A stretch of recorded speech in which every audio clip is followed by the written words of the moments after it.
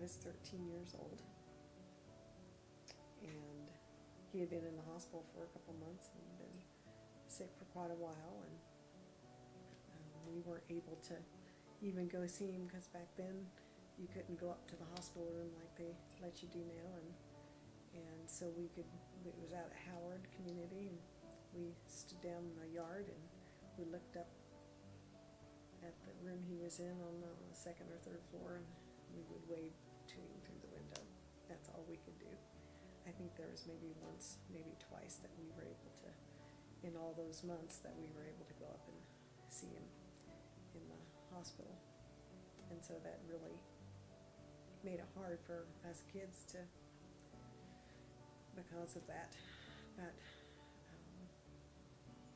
you know, when they finally called my mom in, and we were all at home, and we knew it was really bad because we heard her crying, and my aunt and uncle came to stay with us while she went out to the hospital.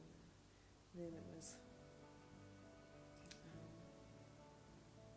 she came home and told us that he had passed away, and it was just a really bad time. I was at an age where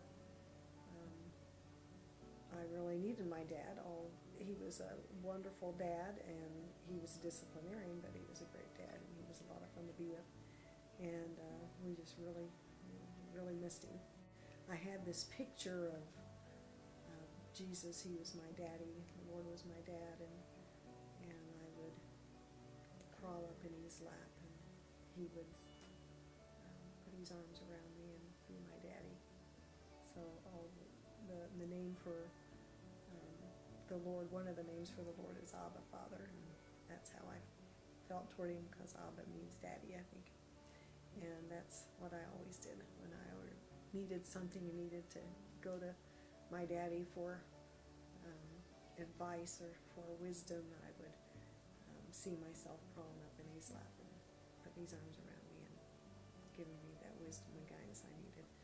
And there was a song out at the time, a little bit later, called Father Me, and it talked about that very same image, and that was one of my favorite songs at the time. And it didn't matter what I was going through, whether I was lonely or I was having a good time, or I needed wisdom or advice, or I was missing my daddy, or whatever it was, you know.